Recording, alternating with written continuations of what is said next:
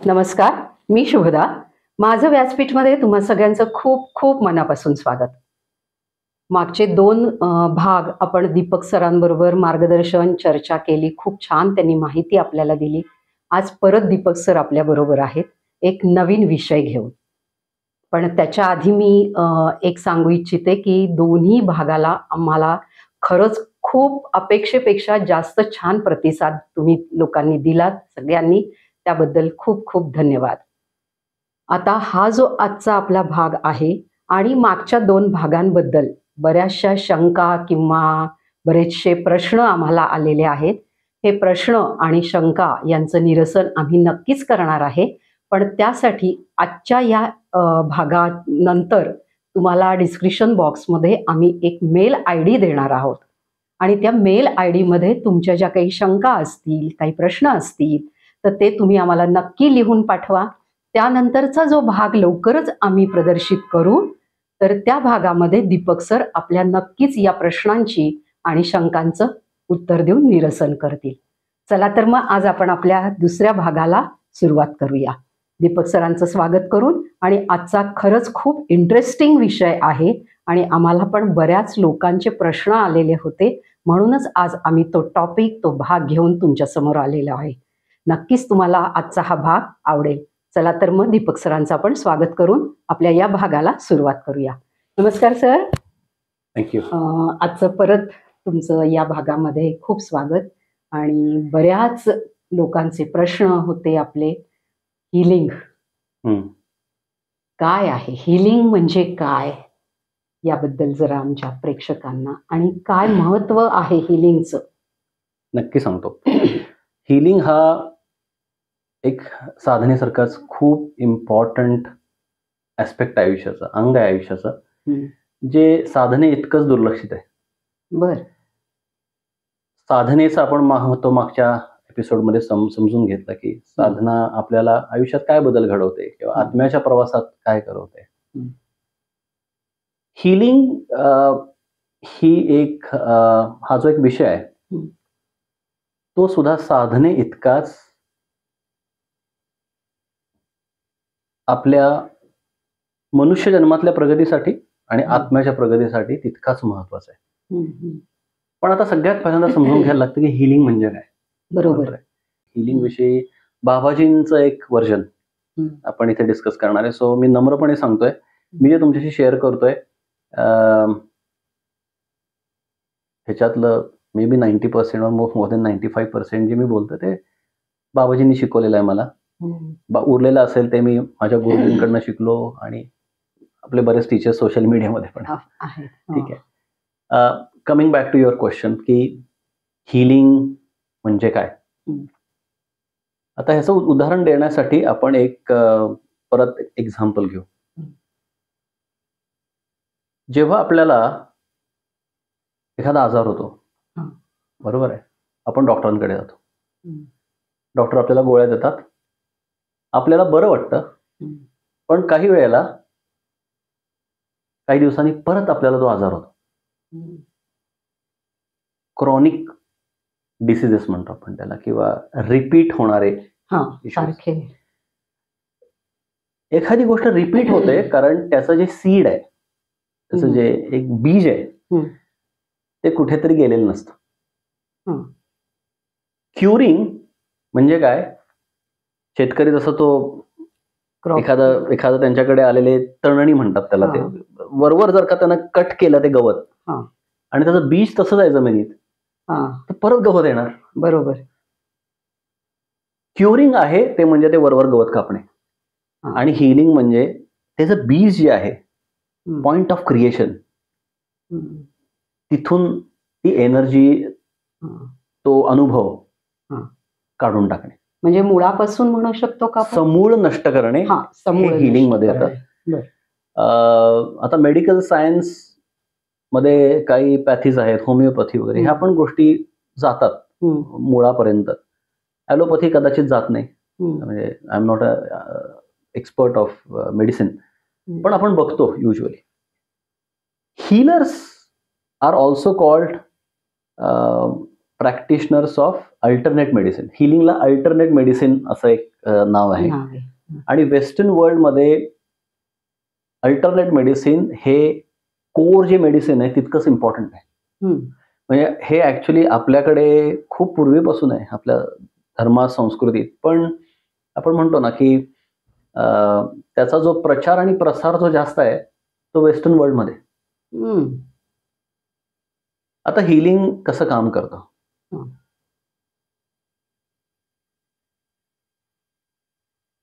Healing हे तुमचं आयुष्य जे आहे ना, तुमचं माझं आयुष्य आहे, ते एक आउटकम आहे. म्हणजे आपण जे आता आयुष्य जगतोय, जे जगतोय, आपल्याला आवडू दे न आवडू देत, बरोबर, ते आउटकम आहे. मागच्या वेळेला पण मी हे थोडंसं कव्हर केलेलं आहे. मी आता त्याचे अजून काही पैलू तुम्हाला सांगतो, कारण ते हिलिंगशी कनेक्टेड आहे. हे आयुष्याचा जो आउटकम आहे, जे आपण आता जगतोय, ते आउटकम असल्यामुळे त्या आउटकमवर काम करून आउटकम चेंज होत नाही. म्हणजे मला ताप आलाय, एक्झाम्पल, तर मला तापावर फोकस करून चालत नाही, मला ताप का आलाय त्याच्यावर फोकस करायला लागतं. बरोबर आहे. तसंच माझ्या आयुष्यामध्ये काही प्रॉब्लेम्स आहेत, आध्यात्मिक, रिलेशनशिप, मनी, अजून काही आपण प्रॉब्लेम्स बोलू. 4-5 प्रॉब्लेम्स मध्ये सगळी ह्युमॅनिटी सफर करते. त्याच्यावर फोकस करून ते रिझॉल्व्ह होत नाही. तर तेवढ्या पुरतं शमन झाल्यासारखं जाणवतं आपल्याला, की अरे तेवढ्या पुरतं रिलीफ आला बाबा, एखादं ऑइंटमेंट लावलं आणि मग ते जळजळ कमी झाली, पण त्याचं असं संपला की परत दुखायला लागतं. मग पॉझिटिव्ह सायकोलॉजी, पॉझिटिव्ह थिंकिंग, ह्या गोष्टी एका लिमिट पर्यंत माणसाला छान फील करतात. सपोज तो माणूस सफर करतोय आयुष्यामध्ये, पण काही दिवसानंतर त्याची ती वेदना परत त्याच जागी येते. आता मग ती वेदना कुठून येते? त्या वेदनेच्या मागे जायला लागतं. ती वेदना आहे ना, तुम्हाला आउटकम, हे आयुष्य जगतं तिथं सापडत नाही. आयुष्य असं का झालेलं आहे त्याच्यामध्ये सापडतं. बरोबर आहे. म्हणजे एक आउटपुट असतं आणि इनपुट असतं. आपलं आयुष्य ते आउटपुट आहे. म्हणून तर आउटपुटवर फोकस करून आउटपुट बदलत नाहीये, आणि तिथेच लोक खूप थकून जातात आयुष्यात, की मी याच्यावरच फोकस करतोय. पण मला इनपुटवर फोकस करायला लागतं, कारण जसं इनपुट आहे तसं आउटपुट आहे. इनपुट बदलल्याशिवाय आउटपुट बदलणार नाहीये. माझं जोपर्यंत जे बीज आहे, जे सीड आहे, ते बदलत नाहीये तोपर्यंत माझा आउटकम बदलत नाहीये. बरोबर. त्यामुळे आपल्याला आहे ना, आउटकम पासून इनपुटला यायलाच लागतं. हिलिंग इनपुट लेवलला काम करतं. क्युरिंग आउटपुट लेवलला काम करू शकतं. बरोबर. हा इनपुट हा एक फार मोठा व्याप्ती आहे इनपुटची. ह्याच्यामध्ये सगळ्यात पहिलं येतं,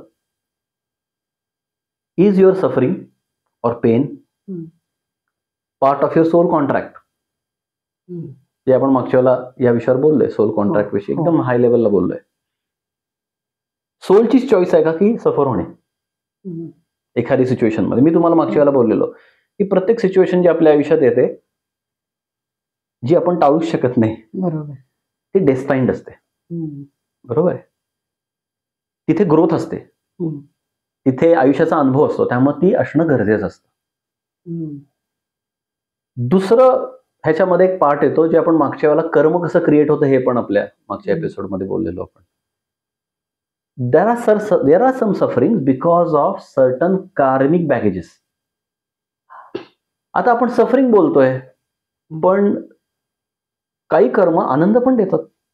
पण युजली लोक आहेत ना, आयुष्य चांगलं असेल, आउटकम जर का हॅपी आहे ना, तर इनपुट लेवलला जात नाही, कारण त्यांचं म्हणणं असतं की हे मी बनवलंय, माझ्यामुळे सगळं, I am the creator. Problem कुठं होतो? जेव्हा माझा आउटकम जे आहे, आयुष्य जे मी जगतोय, ते माझ्या अपेक्षेप्रमाणे नाहीये, तेव्हा मला वाटतं की अरे हे नाही, हे माझा प्रॉब्लेम नाही, हे कुठेतरी वेगळीकडेच आहे, देवाने केलंय, हे कुणीतरी केलंय. हा. पण nothing in our life actually happens without us owning it. हम्म. इथे ही अंधश्रद्धा आहे की माझ्या आयुष्यात जे होतंय त्याचा माझ्यावर कंट्रोल नाहीये. हम्म. डीप लेवलला कंट्रोल आहे, कॉन्शियस लेवलला नाहीये. हम्म. पहिलं आपण बघितलं इनपुट लेवलला, पहिलं आलं तुमचं सोल कॉन्ट्रॅक्ट मधला एक्सपिरियन्स. हम्म. दुसरं आलं तुमचं कर्म. तिसरं आलं तुमच्या सबकॉन्शियस किंवा कॉन्शियस मनावर झालेलं कंडिशनिंग. हम्म. थोडक्यात इथे खूप लोक सफर करतात ह्या स्टेजला. ज्या पद्धतीनं कंडिशनिंग असतं त्या पद्धतीनं आपण आपल्याकडे आणि जगाकडे बघतो. फॉर एक्झाम्पल, एखाद्या लहान मुलाला आई वडिलांकडनं कधीच एक्नॉलेजमेंट मिळालं नाही की तू छान आहेस, हम्म. तर त्या व्यक्तीला दोन पद्धतीनं ती व्यक्ती ओरिएंट होऊ शकते. हम्म.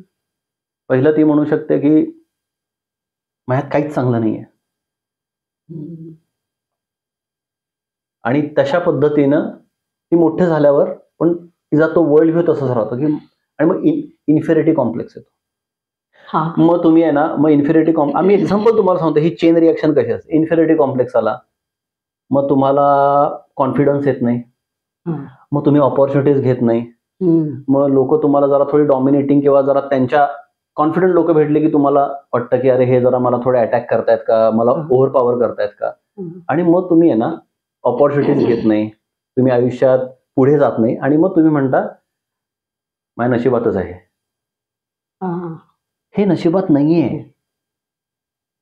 बरोबर. ठीक आहे, आई वडील तसे मिळाले ठीक आहे, पण मला त्रास झाला ते ठीक आहे, पण मला कुठेतरी त्यातनं बाहेर पडण्याची संधी आहे. माझ्या आयुष्यात तो त्रास तेव्हा झाला म्हणून मी तसंच आयुष्यभर जगायला पाहिजे असं नाहीये कुठे. आणि प्रत्येक माणसाला तो अवेअरनेस जसा तो ग्रो अप व्हायला लागताना येतो की हा जो एक माझा जो विचार आहे ना तो मला त्रास देतो, पण लोक त्यातनं बाहेर पडू शकत नाही. हा. मी हे असं जे बघतो, हे युजली रिलेशनशिप्स लोकांचे जे खराब होतात ना त्याच्यामध्ये बरेचदा, कारण एक मुलगी आणि एक मुलगा जेव्हा लग्न करतात ते दोघं वेगवेगळ्या बॅकग्राऊंड मधून येतात. बरोबर. आणि नंतर मी बोलेन की universe also is such a beautiful teacher. ते तुम्हाला ना जे शिकायचे ना तीच लोक तुमच्या आयुष्यात आणून ठेवते. आणि युजली तुम्ही अशी व्यक्ती अट्रॅक्ट करता आयुष्यामध्ये की जी तुम्हाला तुमच्या कंडिशनिंग मधनं बाहेर येण्यासाठी दररोज सांगते वेदनेतून. हम्म. म्हणजे ती आवर्जून पाठवलेली असते असं म्हणायला हरकत नाही. चूज केलेली असते आपण. चूज केलेली असते. बरोबर. कारण तशा पद्धतीनं ते एनर्जी मॅट्रिक्स त्या पद्धतीनं काम करतो. बरोबर. इथे आहे ना कोणी सफर व्हायला आणि पनिश व्हायला आलेलं नाहीये. प्रत्येक जण फक्त इव्हॉल्व्ह व्हायला आलेला आहे. फक्त माझा दृष्टिकोन इव्हॉल्व्ह होण्याचा नसेल आणि मला वाटतं की मी बिचारा, विक्टिम मेंटॅलिटी आहे ना, हा सगळ्यात मोठा प्रॉब्लेम आहे. ही तीच लोक होऊ शकतात की जे म्हणतात की मी विक्टिम नाहीये, मला माझ्या आयुष्याचा चार्ज घ्यायचा आहे.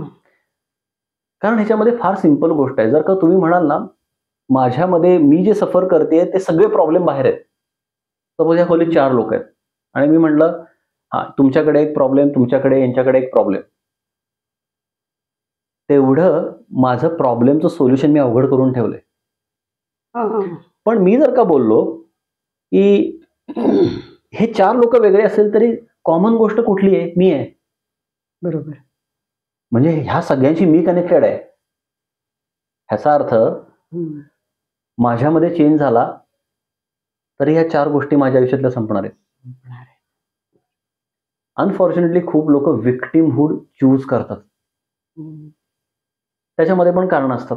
त्यांना काही लोकांना सिंपती मिळते जी त्यांना लहानपणी मिळालेली नसते. मग that is how this is a psychological part of healing. मी तुम्हाला हिलिंगचे डायमेन्शन्स पण सांगेल. पण मग हे हिलिंगचे प्रकार आहेत का काही? सांगतो मी तुम्हाला. प्रकाराच्या आधी आपल्याला आहे ना त्याचा एक फ्रेमवर्क कळायला पाहिजे, मग आपण प्रकाराकडे जाऊ. पहिलं झालं स्वतःचे लाईफ एक्सपिरियन्सेस. बरोबर. त्याच्यामुळे तुमचा आउटकम येते. दुसरं आलं तुमचे कर्म त्याच्यामुळे तुम्हाला आउटकम येते. तिसरं आलं तुमचं कंडिशनिंग आहे त्या पद्धतीने येतं. एक महत्वाचा पार्ट राहिला कर्मामध्ये. एक लक्षात घ्या, जेव्हा आपण इथे येतो तेव्हा we have to take birth in some family. आई वडील बायोलॉजिकल रिझन पाहिजे जन्मासाठी. बरोबर. त्यासाठी आई वडील चूज करायला पाहिजे किंवा एक फिमेल एक मेल चूज करायला पाहिजे त्या सोलला. अदरवाईज फिजिकल बॉडी कुठून येणार. ह्या चॉईसेस पण बऱ्याचदा डिटरमाइंड असतात कार्मिक एन्टँगलमेंट्समुळे. जेव्हा तुम्ही एखाद्या कुळात जन्म घेता, जसे त्या आई वडिलांची बायोलॉजिकल जेनेटिक हिस्ट्री तुमच्याकडे येते, तसंच ते आई वडील त्यांचे जे फोर फादर्स आहेत, आम्ही अँसेस्टर्स म्हणतो त्याला, त्यांची पण एक स्पिरिच्युअल कार्मिक ट्रान्समिशन तुमच्याकडे येतं आणि तुम्ही ते ऍक्सेप्ट केलं असतं. बरं. ज्याला काही वेळेला पितृदोष म्हणतात. आता दोष म्हणजे काय? दोष म्हणजे काय?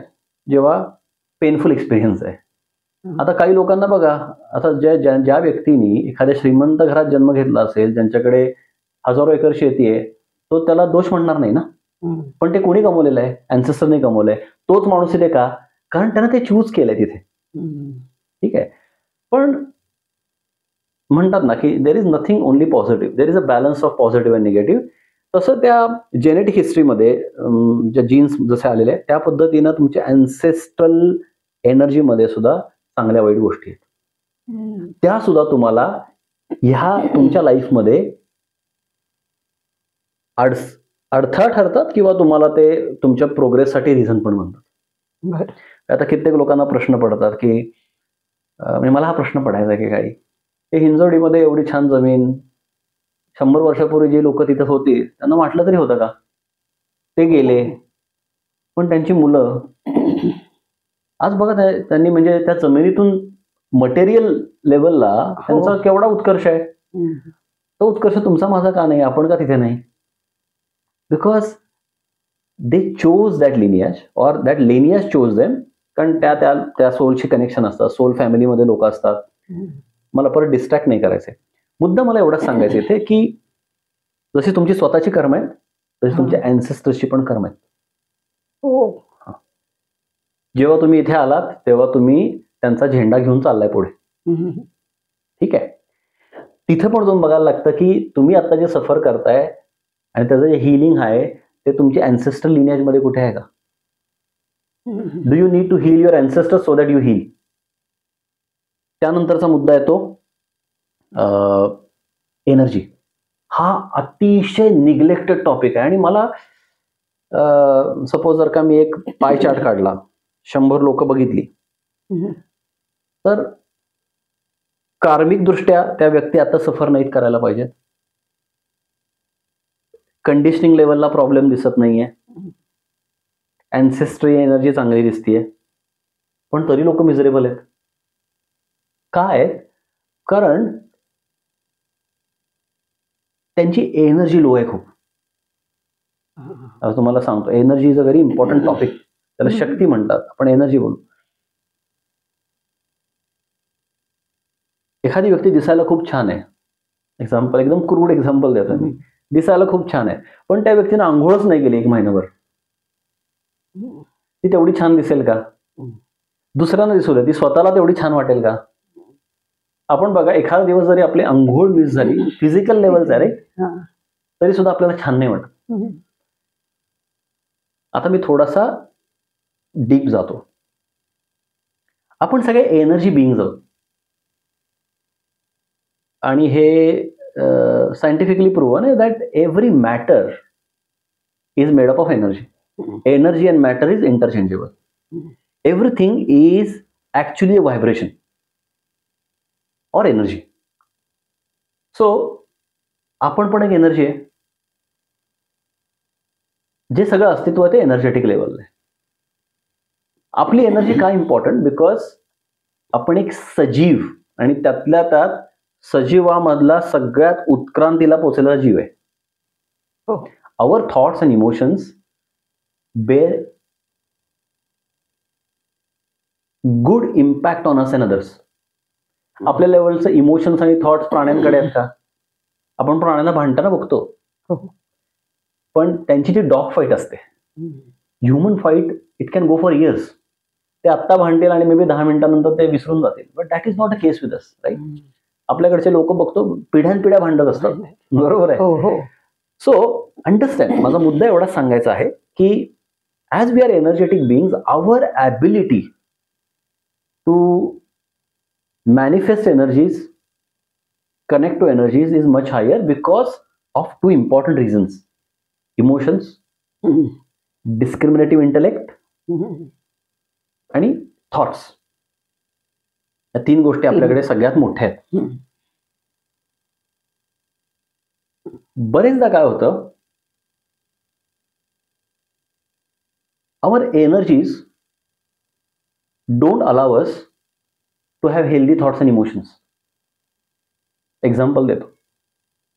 सपोज आता मी तुम्हाला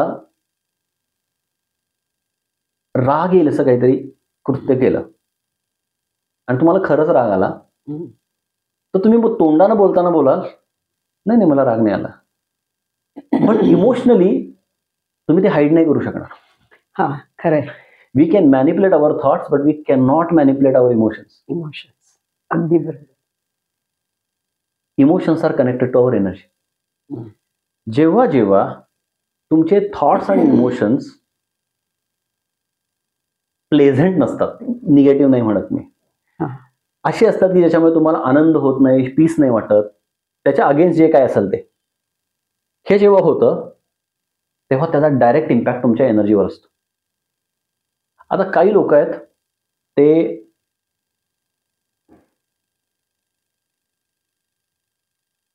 ते अशा लोकांच्या संगतीत असतात तर त्यांच्या घरातलं वातावरण तसं असतं, मित्र परिवार असा असतो.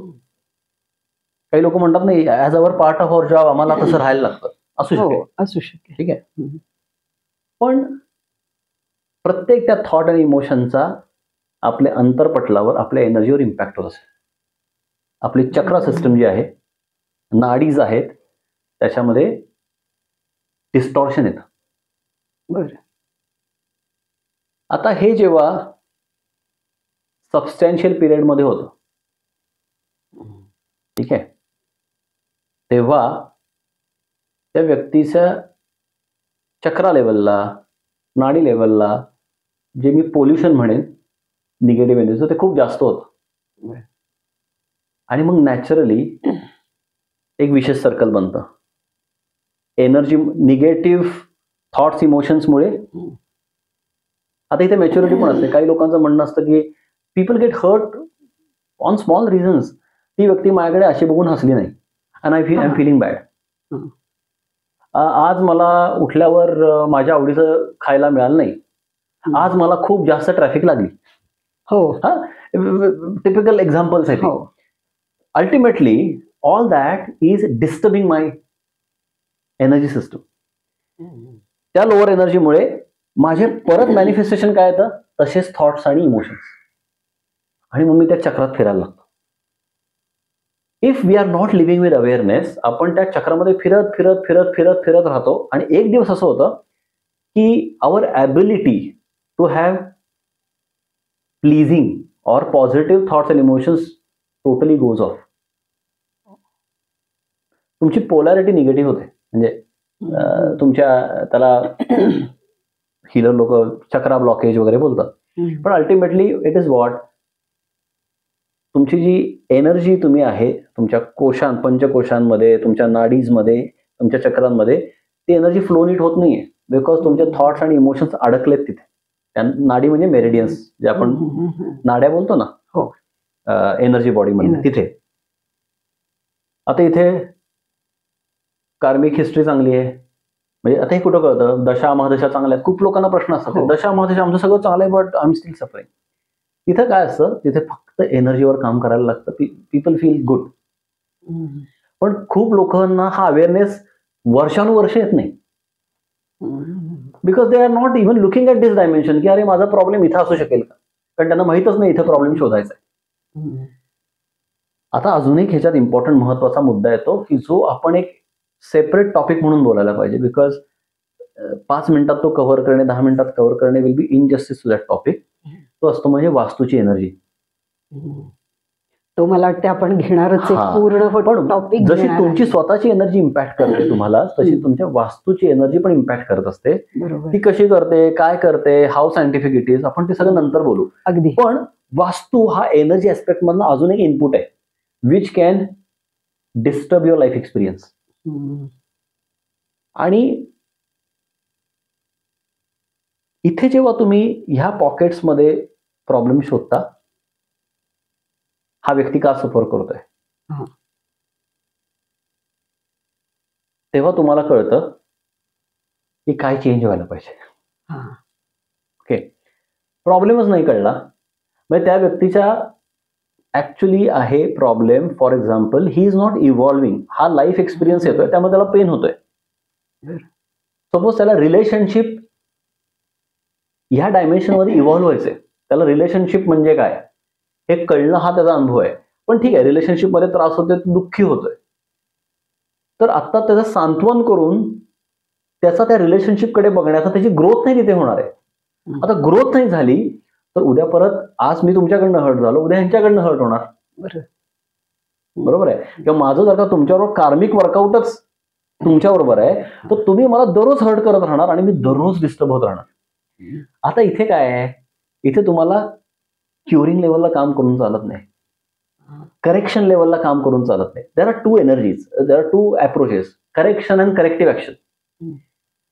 क्युअर करणे म्हणजे एखाद्याला काउन्सिलिंगला बसवणे, त्याला समजून सांगणे, असं नाहीये, तुझ्या फॅमिलीकडे बघ, ओव्हरऑल आयुष्याकडे बघ, त्या व्यक्तीतले चांगले गुण बघ. त्याला ते 2 तास छान वाटतं, 2 दिवस छान वाटतं, तिसऱ्या दिवशी परत बॅक टू स्क्वेअर वन. बरोबर. कारण माझं सपोज तुमच्याबरोबर तो कार्मिक वर्कआउट तसा आहे, ज्याच्यामध्ये I am destined to suffer because of you, तर तुम्ही मला ते सफरिंग देत राहणार जोपर्यंत मी ते कार्मिक एनर्जीला डील करत नाहीये, मी त्याच्यातनं एकतर शिकत नाहीये किंवा मी तुमच्याबरोबरचं कार्मिक अकाउंट नीट करत नाहीये. मग आता हिलिंग काय करायला लागेल, त्या व्यक्तीचं कार्मिक अकाउंट ठीक करणे. ओके. आता इथे तुम्हाला काय बघायला लागतं, राईट हँड साइड मी तुम्हाला जे समजून सांगितलं, इथे तुमचा सफरिंग आहे, इथे तुमच्या उजवीकडे सफरिंगचे पॉकेट्स आहेत, तुम्हाला समजून सांगितले. हे पॉकेट, मेन पॉकेट आयडेंटिफाय करायला लागतं, कारण हे सगळं कुठेतरी ना कनेक्टेड जातं. आणि that's where it gets very confusing and tricky, की नक्की काय बघायला पाहिजे मला. कारण एक्झाम्पल तुम्हाला सांगतो, जेव्हा मी डिस्टर्ब आहे, हर्ट होतोय, तर माझी एनर्जी सिस्टम पण डिस्टॉर्ट होते, सगळं डिस्टर्ब होणार आहे. पण मी जर का नुसतं चक्र क्लीन करत बसलो आणि मी हा जो मेन माझं कार्मिक अकाउंट तुमच्याबरोबर ठीक करत नाहीये किंवा मी इव्हॉल्व्ह होत नाहीये, तर मी आता मी चक्र क्लीन करणार, 2 तासांनी परत तुम्ही काहीतरी बोलणार, माझी परत सिस्टम डिस्टर्ब होणार. बरोबर. कधी कधी इथं जायचीच गरज नाहीये, चक्र लेवलला काम करणं गरजेचं आहे. कधी कधी इथे कुठेच प्रॉब्लेम सापडत नाही, लोकांच्या घरांमध्ये एनर्जीज असतात विचित्र विचित्र, त्यांच्या घराच्या एनर्जीज त्यांना पुल करत असतात.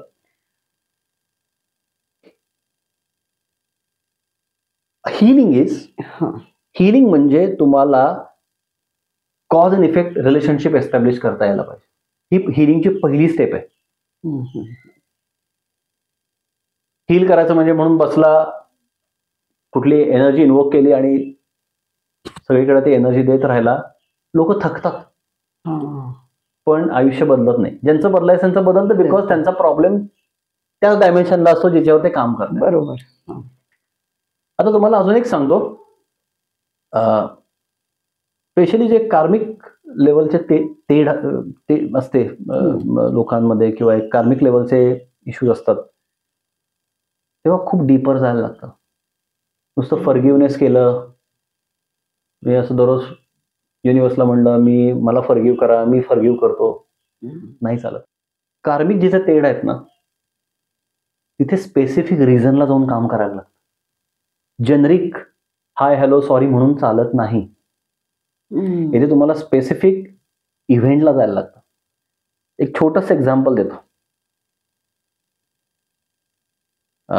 माझ्याकडे एक क्लायंट आले, त्यांचा मुलाचा आहे ना, एक साधारण 13-14 वर्षाचा मुलगा होता. त्या बाई घेऊन आल्या आणि त्यांचे जे हजबंड आहेत आणि त्या ज्या लेडी आहेत, त्या एका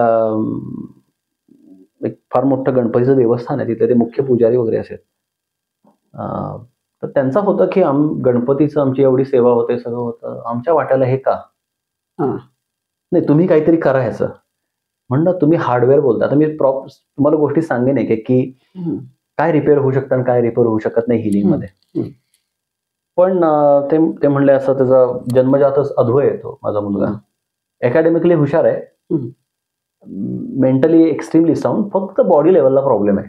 मी म्हणलं मॅडम हे बॉडी लेवलचं मला नाही वाटत मी करू शकेन, पण म्हणलं एक गोष्ट मी तुम्हाला सांगू शकेन की हे का.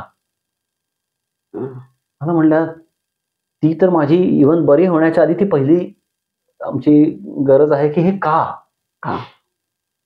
ठीक आहे. आता जेव्हा खूप तळमळीनं का प्रश्न विचारला होता ना बाबाजींना, तेव्हा ते तुम्हाला बरोबर तेवढी क्लिप दाखवतात. त्यांनी आता हे एक्झाम्पल थोडा टाइम घेतोय मी, पण इम्पॉर्टंट आहे कॉन्सेप्ट समजायला मी जे सांगतोय ते. मग त्या व्यक्तीला मग मी त्यांना म्हणलं मी बघतो, आणि देन मी ऍक्सेस केलं तर मला काय दिसत होतं, मला एक असं पावसाळी वातावरण आणि अशी खूप जोरात पाण्याचा प्रवाह वाहतोय आणि 2 मुलं खेळतात असं दिसत होतं तिथे. साधारण अशीच 10-12 वर्षाची 2 मुलं त्या नदीत ओढ्यामध्ये, ओढा होता तो ऍक्च्युली, त्याचं पाणी खूप फास्ट वाहत होतं आणि ते बाजूला होते, ते काय मध्ये नव्हते. आणि एका मुलाचा तिथे तो घसरला त्या पाण्यामध्ये आणि तो असा वाहून जायला लागला. म्हणून त्यानं त्या दुसऱ्या मुलाला असा हात दिला की मला वाचव. आणि तो दुसरा मुलगा इतक्या शॉकमध्ये गेला, काय झालं की त्यानं हात द्यायच्या तिथनं पळून गेला. ऑब्व्हियसली तो गेला आणि त्यानं सांगितलं त्यांच्या घरी आता की असं झालं. ऑब्व्हियसली जो मुलगा वाहून गेला तो त्या मुलाच्या डोक्याला खूप जोरात मार लागला आणि त्यानंतर तो मुलगा 6 महिने अधू होता, नंतर तो वारला. त्या म्हणले ठीक आहे, मग आता ह्याचा रिलेव्हन्स काय, स्टोरी छान आहे. तुम्हाला पण ऐकून छान वाटलं. स्टोरी काय, आता स्टोरीमध्ये जेव्हा कॅरेक्टर्स येतात ना तेव्हा इम्पॅक्ट येतो त्याचा. बाबाजींनी सांगितलं हा जो मुलगा पळून गेला ना, हा मुलगा म्हणजे हा मुलगा तुझ्या समोर बसलेला आहे, जो पळून गेला तो. आणि म्हणलं बाबाजी काय, आणि जो मुलगा अधू होता आणि नंतर वारला तो मुलगा ह्यांच्या फॅमिलीमध्ये वडिलांच्या साईडला संतोष नावाने आता आहे. सांगितलं हे जसं सांगितलं दॅट लेडी वॉज शॉक्ड. त्या म्हणल्या ह्याचे सख्खे काका, त्यांचं नाव संतोष आहे. आता म्हणलं ही स्टोरी आता वर्क करते हे कसं. आता ते त्या सोलचं, जो मुलगा पळून गेला ना त्याला ते आयुष्यभर राहिलं की आपण पळून गेलो, वी कुड हॅव सेव्ड. त्याला कोणी दोष दिलेला का नव्हता, स्वतः क्रिएट केलं कर्म आहे. आता तिथं कर्म समजून घ्यायला लागतं. कर्म म्हणजे नॉट ऑलवेज मी कोणाला काहीतरी करायला पाहिजे. माझ्या आतमध्ये पण जे मी खूप करतोय ना ते पण कर्मात बांधतं मला, कारण कर्म म्हणजे एनर्जी आहे. जर का तुम्ही म्हणताय मी चांगला नाहीये, माझ्यामुळे प्रॉब्लेम झाला, then you actually become a problem. मग त्यांना सांगितलं, आणि आता म्हणलं एक मला व्हॅलिडेशन द्या गोष्टीचं. म्हणलं हा जो संतोष नावाचा व्यक्ती आहे, ह्या व्यक्तीला तुमचा जो मुलगा आहे, म्हणजे हा काका आणि पुतणा रिलेशनशिप. म्हणलं ह्या काकाला ह्याच्या वडिलांपेक्षा जास्त ह्याच्याविषयी दुःख होतं का सिच्युएशन विषयी. हो म्हणे तेच आहेत ह्याचे काका, की जे ह्या मुलाला माझ्या कुठं कुठं घेऊन गेलेत बरं करण्यासाठी. म्हणजे जेवढं वडिलांना दुःख नाहीये या मुलाच्या परिस्थितीचं, तेवढं त्या काकांना नाही. अशा लेवलला कर्म ऑपरेट करतं. आता इथे त्या व्यक्तीचं त्यानं त्या स्वतःला कर्मात बांधून घेतलंय सफर करण्याचं, त्यामुळे त्यानं असा प्रॉब्लेम घेतलाय की जो रिपेअरच होऊ शकत नाही. आणि that's where now I am coming. Karmic लेवलला जी हिलिंग असतात ना, I am not making any tall claim, कारण खूप लोकांना वाटेल की अरे हा वाढून चढून बोलतोय, पण मी खूप नम्रतेने सांगतोय सगळे कर्म हील नाहीच होत.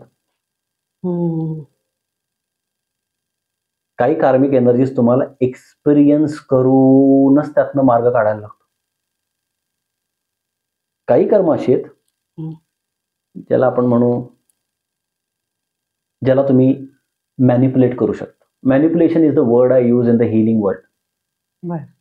It is alteration of energy. Energy can never be created nor be destroyed. Energy कोणी बनवू शकत नाही, कोणी डिस्ट्रॉय करू शकत नाही. Energy can only transform. Shape shifting आहे. शिफ्टिंग आहे. हिलर काय करतो माहिती का?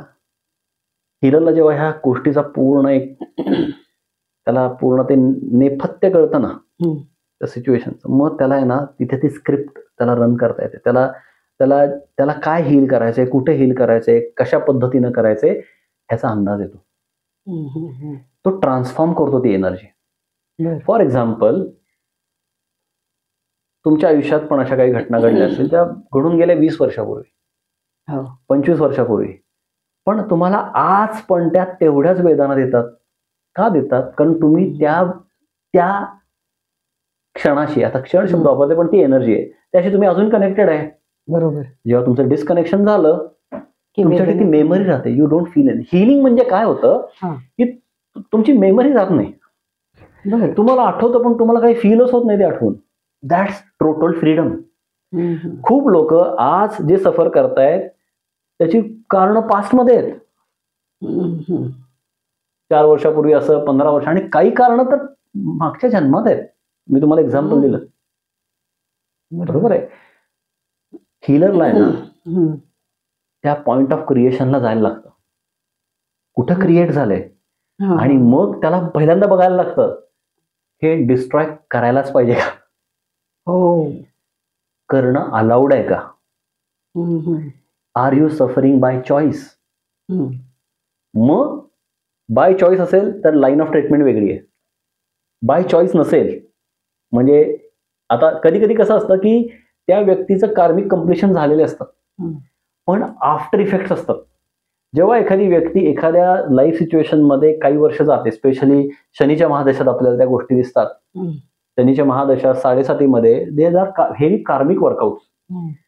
तेव्हा एक व्यक्ती त्या सिच्युएशन मधनं इतक्या टाइम पिरियड मध्ये जाते की सायकोलॉजिकली, कॉन्शियसली, सबकॉन्शियसली त्या व्यक्तीवर एक ट्रॉमा झालेला असतो, कॉन्फिडन्स गेलेला असतो, अजून काही गोष्टी झालेल्या असतात. तिथं हिलिंग काम करू शकतं कारण त्या व्यक्तीचं कार्मिक कम्प्लिशन झालेले आहेत. आता काय झालंय की वादळ होऊन गेले, आता फक्त आहे ना सगळी झोपडी इकडं तिकडं विखुरलेली आहे. परत बांधता येते ना, पण काही वादळ थांबवता येत नाहीत.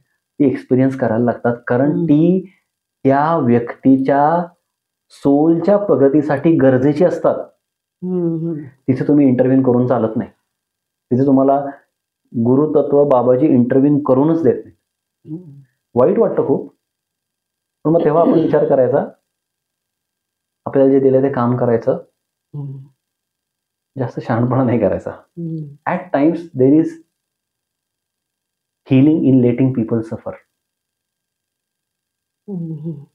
त्यामुळे हिलिंग मध्ये कधी गॅरंटी द्यायची नसते. या तुम्ही काय पण असं मी करतो नाही. You have to see through things. म्हणजे हिलिंग हे जे आपण बोललो आता पॉकेट्स, हे सगळे अभ्यास करून गॅरंटी न देता आधी याचा सगळ्याचा अभ्यास करून मग आपण सांगू शकतो. Exactly. Cause and effect relationship कळल्याशिवाय तुम्हाला इफेक्ट बदलता येत नाही. कॉज कळत नाही तो पण इफेक्ट बदलत नाही. बरोबर आहे. आता ह्या सगळ्यामध्ये हिलिंग झालं. आता हिलिंगची जर का आपण डायमेन्शन बघितल्या, अंग बघितली तर 3 आहेत, माइंड, बॉडी, सोल. हो, पण मग मला एक सांगा सर की स्पिरिच्युअल मध्ये हिलिंग आणि स्पिरिच्युअल याचं काय कनेक्शन आहे? खूप डीप कनेक्शन आहे, खूप डीप कनेक्शन आहे. आणि ह्याचं उत्तर मला आहे ना बाबाजींनीच दिलं. कारण मी जेव्हा हे हिलिंग मला इन्स्पिरेशन आलं करायला पाहिजे, मला छान वाटत होतं खूप. म्हणजे Wien ever I am doing healing I feel on top of the world. I just enjoy this journey. बरोबर आहे. तर पण मला तेव्हा एक फिअर पण होता की इज दिस एथिकल. हे मी करून माझ्या आयुष्यात काही प्रॉब्लेम क्रिएट करत नाही ना, पुढच्याच्या आयुष्यात ढवळाढवळ करत नाही ना. I had all of these questions. पण बाबाजींनी दिलं उत्तर सांगतो, how healing is a spiritual activity. आता आपण मागच्या एपिसोडमध्ये बघितलं की आपण इथे एक्सपिरियन्स घ्यायला आलेलो आहे. बरोबर. एक्सपिरियन्स घेता घेता कर्म क्रिएट करतो. हे दोन्ही होता होता आघात होतात. कारण पेन येतं, पेन शिवाय इव्हॉल्युशन नाही. मग पेन येते, पेन आली की सफरिंग झाल्या. म्हणजे असं झालं की एखादा योद्धा आहे, त्याचं मिशन काय आहे? लढाई जिंकणे. बरोबर. आपण योद्धे आहोत, स्पिरिच्युअल जीवात्मा टू शिवात्मा जर्नी करतोय आपण. आपली लढाई जिंकणे म्हणजे काय? जीवात्माचं परत शिवात्मा होणे, ती आपली लढाई आहे. या लढाईमधले हे सगळे छोटे छोटे बॅटल्स आहेत. प्रत्येक जन्म हा बॅटल आहे, बरोबर आहे, त्या एक्झाम्पल नुसार. आता मी जेव्हा हे बॅटल करतोय तेव्हा पुढच्यांच्याकडे पण त्यांची पण बॅटल्स आहेत. ट्रान्झॅक्शन येते, हाणामारी होतीये, वुंड्स येत आहेत, जखमा होत आहेत. आता जर का एखादा सैनिक 10 दिवस लढाई करतोय, त्याच्या अंगावर वार झालेले आहेत, जखमा झालेल्या आहेत, रक्त येते, वेदना आहे. असा वेदना असलेला माणूस लढाई जिंकण्याची त्याची हे तरी राहील का हो? इच्छाशक्ती तरी राहील का 10 दिवसानंतर? बरोबर. बिकॉज त्याला पुढे बघायच्या ऐवजी ना तो सतत त्या वेदनेकडे बघेल. हा चणचण ते दुखतंय, इथं दुखतंय, इथे दुखतंय, हा वार झालाय, हा हात दुखतोय, इथले हाडच तुटलंय. वुंडेड लोक आध्यात्मिक उन्नतीकडे जाऊ शकत नाहीत, कारण ते स्वतःमध्ये स्वतःच्या वेदनेमध्ये गुंतून राहतात. आणि मी सांगितलं, वेदना हा उत्क्रांतीचा, सोल इव्हॉल्युशनचा मार्ग आहे. हिलिंग म्हणजे काय? की ती जी वेदना आहे ना, त्याची मलमपट्टी करणे आणि त्या योद्ध्याला शिकवणे की आता तू असं फाईट कर की तुला कमीत कमी वेदना होते, कमीत कमी वार अंगावर येते. So healing actually makes you wiser to deal with life. आणि मग अल्टिमेटली ते कुठं मदत करतं? You get better at your life.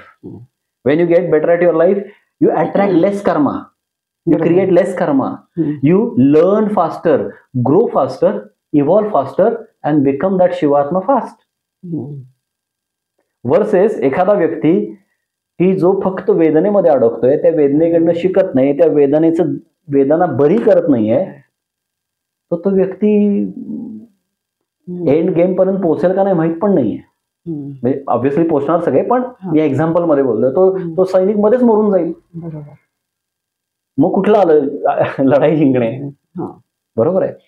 हे खूप समजून घेणं हे हे हे कळतं ना, तो व्यक्ती त्याच्या वेदनेला कुरवाळण्याच्या ऐवजी तो त्याच्या तपासाला लागतो. तो जागा होतो. तो म्हणतो हे दिस इज वेस्ट ऑफ टाइम. वेदना झाली, ओके ठीक आहे, नेक्स्ट इज व्हॉट. जे लोक अनकॉन्शियस आहेत ना, ते म्हणतात ते त्याच्यामुळे झालं, ते माझे वडीलच असे होते, जे जाऊन 10 वर्ष झाले. बरेचदा अशी लोक, आपण अशा लोकांमुळे सफर करतो जी लोक आयुष्यात नाही येतच. जर का त्यांचे चॅप्टर एंड झाले, तुम्ही चॅप्टर का ओपन ठेवलाय? पण इथं मी अजून एक सांगतो. आता इथे अजून एक टॉपिक सांगतो. बरेचदा हे वेदनेतल्या असलेल्या माणसाला कळत नाही हो. तिथे सिंपथी असते. सिंपथी ठेवतो मी. जर का आपल्याला साधी कडकडून भूक जर का लागली ना, तरी आपल्याला योग्य अयोग्याची समज जाते. चिडचिड करतात लोक. दे लूज देअर बरोबर सेन. आता इथे तर वेदना आहे. भूक ही इन्स्टिंक्ट आहे, म्हणजे ती फिलिंग नाहीये, ती इन्स्टिंक्ट आहे. इथे तर आपण फिलिंग विषयी बोलतोय. अशा वेदना असलेला माणूस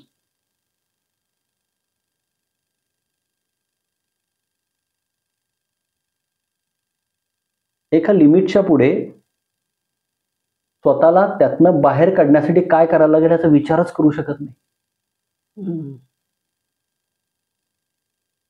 एकदम क्रूड एक्झाम्पल देतो, पटतं लगेच माणसांना. तुम्ही कधी जे केस कापणारे लोक त्यांना स्वतःच कटिंग करताना बघितलंय का? नाही. चांगला हेअर कट पाहिजे तर तुम्हाला कात्री दुसऱ्याच्या हातात द्यायला लागते. खरंय. डॉक्टरांना स्वतः चांगले एक्झाम्पल आहे म्हणून त्यांनी त्याला माझं पोट फाडून करतो, नाही करताय. आणि म्हणून मी एक लोकांना खूप सांगतो की self healing is not a effective way of healing.